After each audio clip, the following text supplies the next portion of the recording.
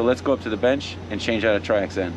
The first thing I want you to remember is to get both ends of the cable on the table so you don't make yourself a turnaround. We have the Triax connector broken down here, and we're going to go over the parts here. This first piece is called the clamp nut, and then this piece is called the collet, and then we have the thin washer, and we have the rubber gasket. This piece right here is called the braid clamp. This one is called the grounding ring. Then we have the thick washer, and then we have the connector piece. First thing we want to do is we want to build the connector.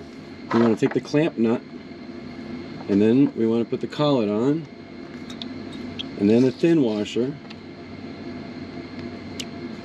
and then the rubber gasket.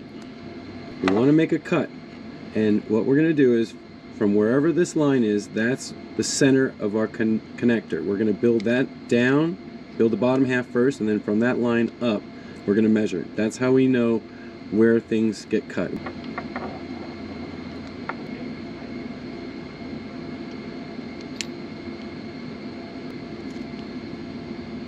And then just slide this insulation off, just like that.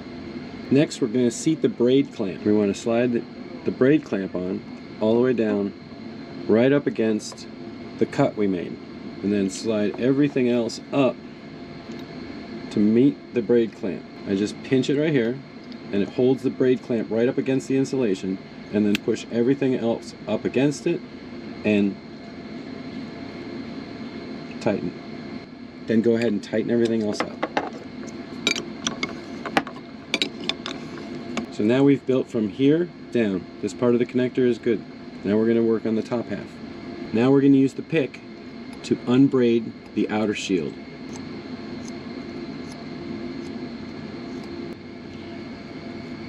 And then we stretch them out over the braid clamp. And what you're trying to do is make this flat. You don't want any braids crossing over because it bulks up right here. So you want to get those as straight off the center line as you can get them. Then this is the grounding ring, and we're going to press this down over the braid clamp, and it's going to bend all of those coppers. All of those copper braids are going to bend into a 90-degree.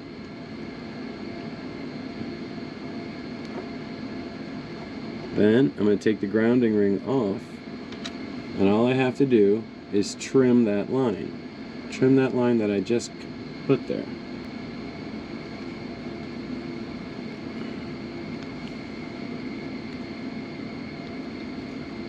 All of these copper strands have been trimmed off, and they're not overlapping on the top. That's important right there. Okay? Now we're going to install the grounding ring, and then we're going to install the thick washer, which is this big one right here. Now, here's the magic. We're going to use this crimp sleeve as a guide to mark and cut the inner insulation. You don't want to damage the inner shield when you're cutting, but we're going to use this as a measuring tool. So this gets put on like that, and then you just score that insulation right at the end of the crimp sleeve. Remember, don't cut that copper. Now, the first time we do this, we take the crimp sleeve off. The second time we do it, we leave it on. So let's just finish that cut. Ever so gently, just push down on it.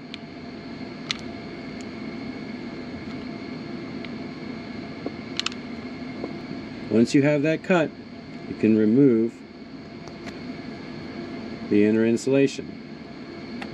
Again, using the crimp sleeve as a measuring guide, we're going to mark and cut the inner shield. So this time I'm going to put the crimp sleeve right at the cut I just made. The first time we do it, we put it down here, and the second time we do it, we put it right at that cut. That's where I want to score and cut. I've scored it. I know where the mark is. I'm going to take the crimp sleeve, and I'm going to keep it on there, holding it down. Then I just want to nibble where I scored. That way I don't damage anything. I don't want to get this far and make a mistake. I don't want to cut too deep.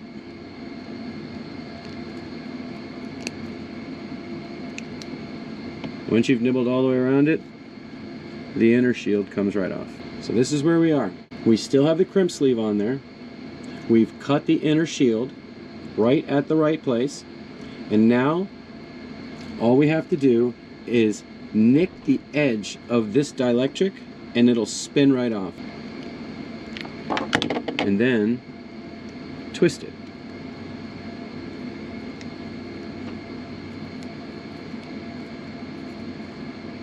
And it spins right off. We're going to just guess.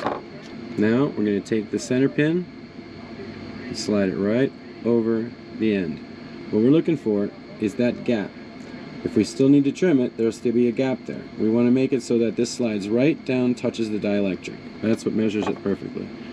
So we trim that gap, same distance, and try again. There. Perfect. Now we're going to crimp the center pin. Give it a little tug, make sure that the crimp held. Okay, so now we're going to press the body assembly onto the center pin until it snaps in place. Snap. And then we're going to slide the crimp sleeve up and crimp it on.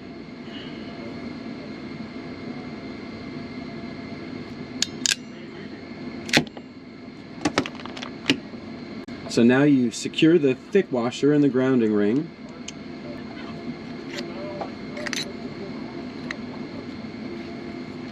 Start the threads and then tighten everything up.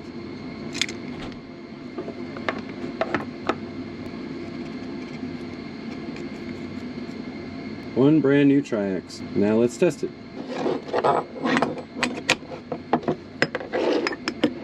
Alright, then we get the Triax tester out and we test it. But that's not the way to really test it. I'll show you how to really. Looking at the remote unit, wiggle and pull and push and put it through a real test. And then always watching the remote flashing, test both sides. Push them, pull them, and twist them side to side. Because that's what a handheld guy is going to do to this cable. So you may as well test it the way it's going to be used. Cable's good.